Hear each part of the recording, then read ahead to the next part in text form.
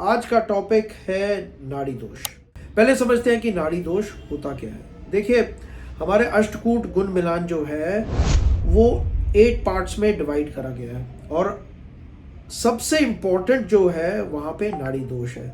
और वो इम्पोर्टेंट इसलिए माना जाता है, आप ये देखिए कि अष्टकूट गुण मिलान जो है उसके टोटल 36 गुण होते हैं, जिसमें से 8 जो है वो नाड़ी के ही है। तो आप जो है ये समझे कि सबसे ज़्यादा गुण रखने वाला नाड़ी कितना इम्पोर्टेंट है। और ऐसा बोला जाता है कि जब भी नाड़ी दोष हो हमारी कुंडलियों में, और तब जो है शादी नहीं करनी चाहिए।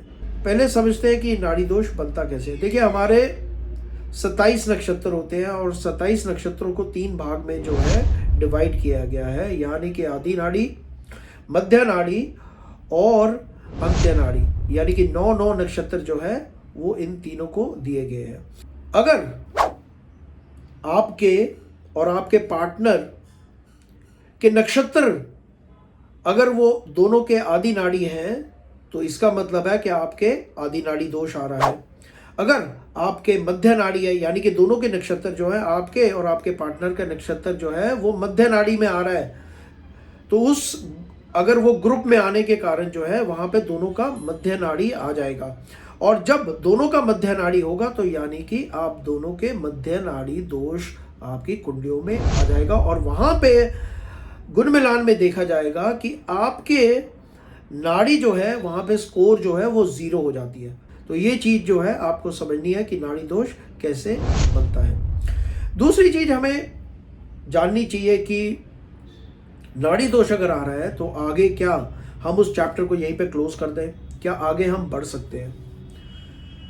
क्या नाड़ी दोष सिर्फ लव मैरिजेस में होता है या अरेंज मैरिजेस में होता है या दोनों में एप्लीकेबल है? देखिए, उसका क्वेश्चन जो है, उसका आंसर जो है, ये मैं इस तरह से बोलूँगा कि ये दोनों में एप्लीकेबल है, चाहे वो अरेंज मैरिज है चाहे वो लव मैरिज है। दोनों में अगर नाड़ी दोष आ रहा है तो ये थोड़ा सा सीरियस मैटर है। आप इसको एक just you can not brush it under the carpet as they say, कि आपको उसके बारे में थोड़ा सा और काम करना पड़ेगा, आपको उसको डीपली उस कुंडलियों को देखना पड़ेगा। मोस्ट ऑफ द टाइम्स क्या होता है कि जब भी आप किसी एस्ट्रोलॉजर या पंडित के पास जाते हो तो वो जो है वो इन डेप्थ उसको एनालिसिस नहीं करते हैं। वो क्या करते हैं कि वो देखेंगे कि अच्छा, दोनों की कुंडलियों में नाड़ी दोष आ रहा है, इसका मतलब ये ठीक नहीं है, शादी नो नो नो। लेकिन ऐसा नहीं होता है। नाड़ी दोष जो है उसका प्रभाव हमारी जिंदगी में डेफिनेटली होता है, इट गोज विदाउट सेइंग। लेकिन क्या नाड़ी दोष डेथ देता है? क्या नाड़ी दोष इस तरह की हमें प्रॉब्लम्स देता है, हेल्थ प्रॉब्लम्स देता है? तो डेफिनेटली देखिए, यहाँ पे जो है इसका हेल्थ के साथ संबंध जो है वो बिल्कुल बनता है। और हेल्थ किसकी? पार्टनर्स की एंड संतान की। देखिए, नाड़ी जो है वो एक आयुर्वेद के साथ जो है उसको एक ऐसा एस्पेक्ट है जिसका कनेक्शन जो है वो सीधा आयुर्वेद के साथ है। सो आयुर्वेद क्या बोलता है? हमारे 5 बायो एलिमेंट्स हैं, जिसमें 3 तरह की जो है बीमारियां जो है वो किसी व्यक्ति को होती है, और वो है वात, पित्त एंड कफ। अगर आप एग्जाम्पल के तौर पे अगर हम बात करें, किसी के मध्य नाड़ी है, यानी कि उनको पित्त रिलेटेड प्रॉब्लम्स जो हैं वो रहेंगी। दोनों के मध्य नाड़ी है तो आपके जीन्स जो हैं वो, कईयों में आप देखते हो, कई बच्चों को में आप देखोगे कि बहुत ज़्यादा जो है उनको पिंपल्स हो जाते हैं उनके फेस के ऊपर, बहुत फ्रीक्वेंटली हो जाते हैं, बहुत फ्रीक्वेंटली उनको बीमार रहते हैं, उनको फीवर बहुत जल्दी हो जाता है। ये क्यों हो रहा है? क्योंकि उनका पित्त जो है उनके शरीर के अंदर वो बहुत ज़्यादा है। तो उसके कारण जो है वो बोलते हैं कि क्योंकि ये बैलेंस आउट होना चाहिए।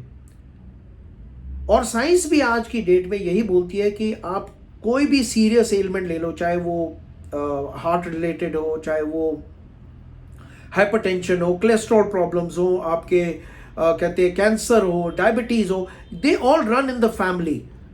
सो अगर फैमिली में हार्ट रिलेटेड प्रॉब्लम है, किसी को हाइपरटेंशन है, तो देखोगे आप उनके बच्चों को भी हाइपरटेंशन है, उनके आगे बच्चों को भी वही चीज आ रही है। अगर किसी के फैमिली में कैंसर रिलेटेड प्रॉब्लम है तो उनके आगे जो जीन्स जैसे पास ऑन हो रहे हैं तो उनके फैमिली में भी जो है यही प्रॉब्लम्स आ रही हैं। तो यही चीज़ जो है हम नाड़ी दोष में देखते हैं कि अगर आपके सेम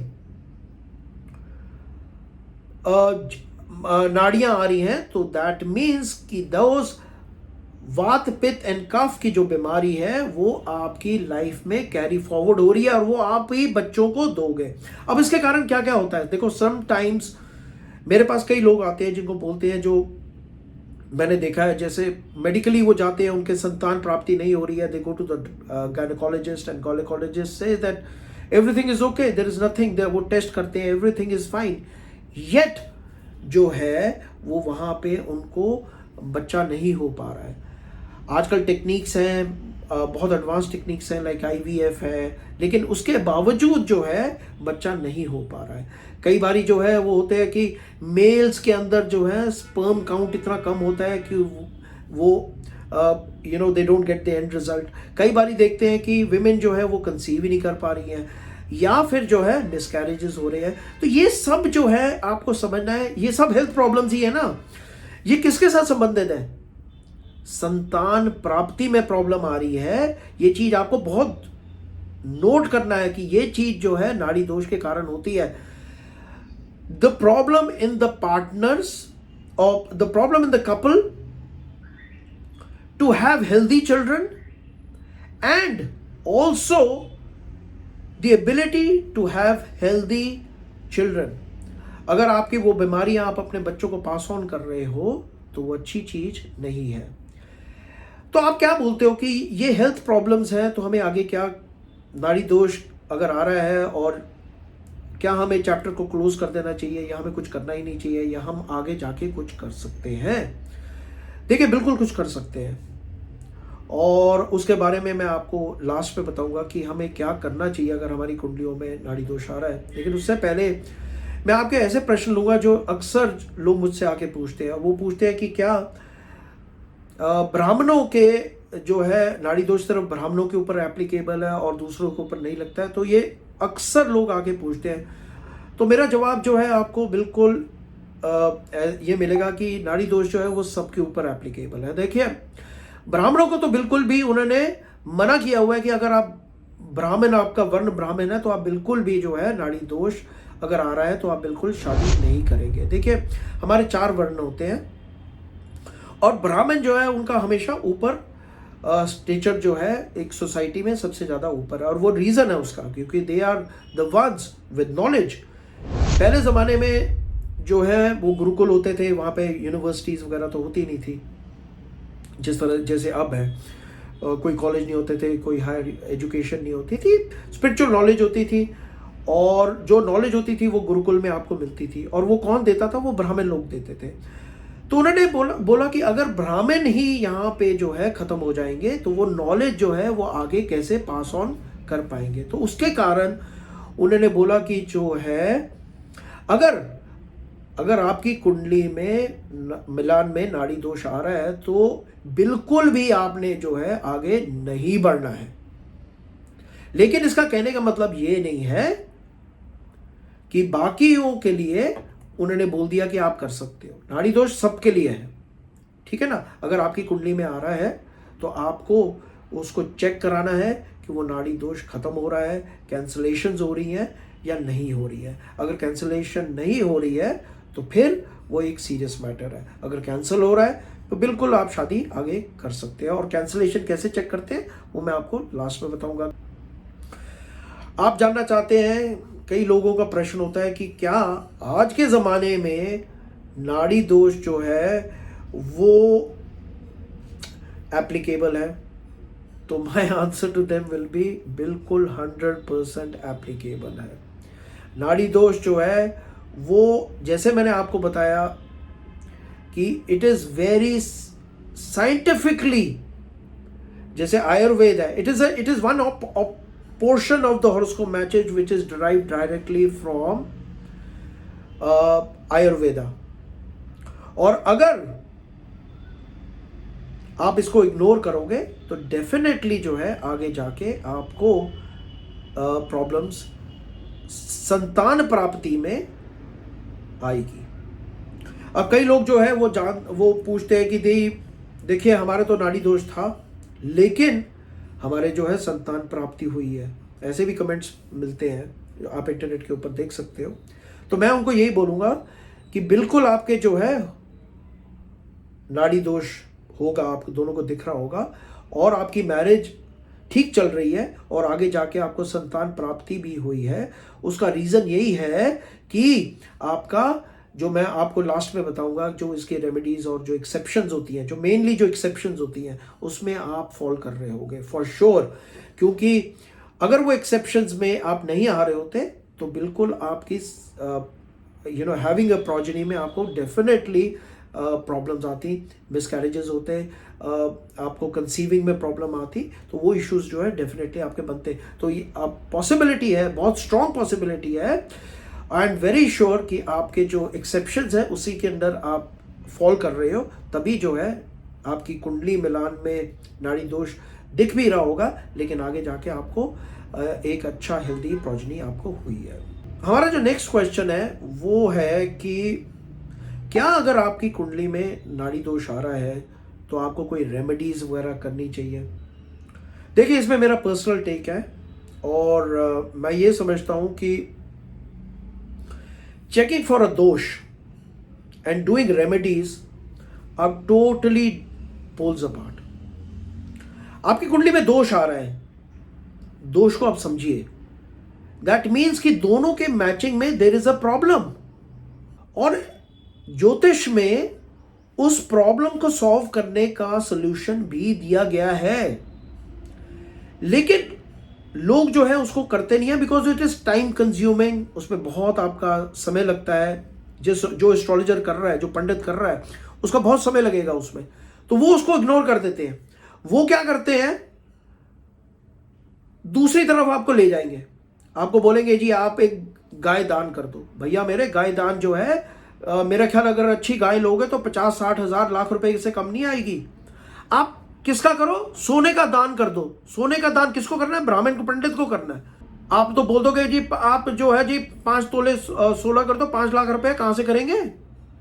फिर वो क्या बोलेंगे, महामृत्युंजय का मंत्र जाप कर दो। अगर एक हॉरोस्कोप मैचिंग कोई कर रहा है और उसमें ही आपको वो उसके सोल्यूशन दे देगा, सो मैं आपको यही एडवाइस करूंगा कि आप जो है ना गलत डायरेक्शन में जो लोग आपको जाने को बोलते हैं ना, उनके एडवाइस में मत जाइए। कई बार आप इंटरनेट पे देखोगे, बोलोगे अगर आपका दोनों के बीच में प्यार होगा ना तो नाड़ी दोष खत्म हो जाएगा। अरे क्या बेहुदों वाली बातें कर रहे हो यार, आपको नाड़ी दोष बनता कैसे है आपको पता ही नहीं है। आपके दोनों के बीच में अगर आप कॉर्डियल रिलेशनशिप मेंटेन करोगे तो संतान हो जाएंगे। अगर किसी के कॉर्डियल रिलेशनशिप रहेगा, ठीक है, you will have a very good physical compatibility, but does it mean कि everybody who has a physical compatibility उनके संतान प्राप्ति हो रही है? डॉक्टर फेल हो जा रहे हैं, आईवीएफ फेल हो जाते हैं, कई लोगों के नहीं होती है संतान प्राप्ति, सारे उन्होंने ट्रीटमेंट करा ली है। सो इन लोगों से आप दूर रहिए, ये आपको हेल्प नहीं कर रहे हैं, ये आपको गुमराह कर रहे हैं।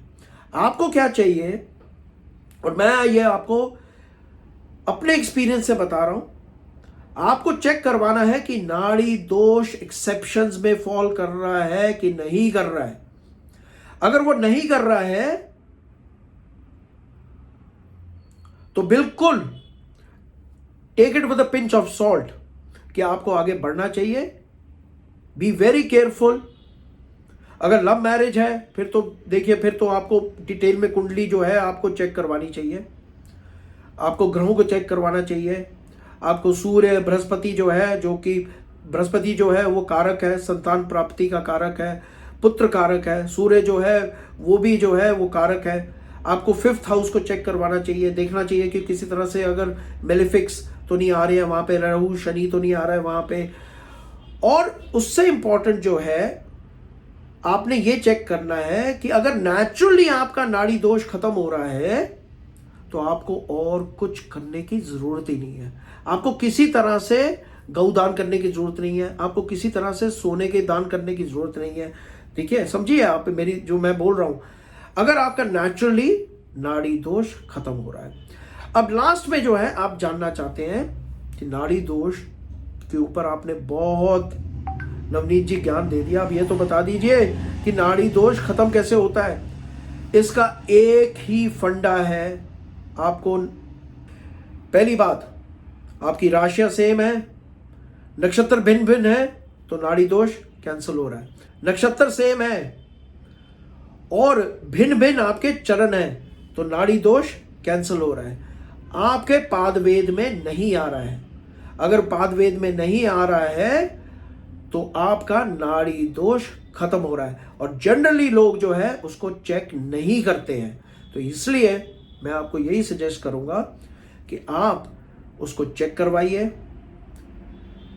एंड पूजा पाठ ये सब जो चीजें हैं उनको हम बाद में देखेंगे, पहले आप एक्चुअली चेक कराइए कि आपका नाड़ी दोष एक्सेप्शंस में आ रहा है कि नहीं आ रहा है। अगर आ रहा है, आपको कुछ करने की जरूरत नहीं है, आप बिल्कुल जो है अपना भगवान जी का नाम लीजिए और आगे बढ़िए, कोई प्रॉब्लम नहीं आएगी। लेकिन अगर नाड़ी दोष आ रहा है then definitely we have to study the charts in detail. और अगर आपको ये वीडियो अच्छी लगी है, इस वीडियो को शेयर करें और मेरे वेबसाइट एस्ट्रोलॉजी मैग पर जाइए और अपनी लाइफ के सॉल्यूशंस, एस्ट्रोलॉजी सॉल्यूशंस जो है उसको पाइए। Thank you for watching this video.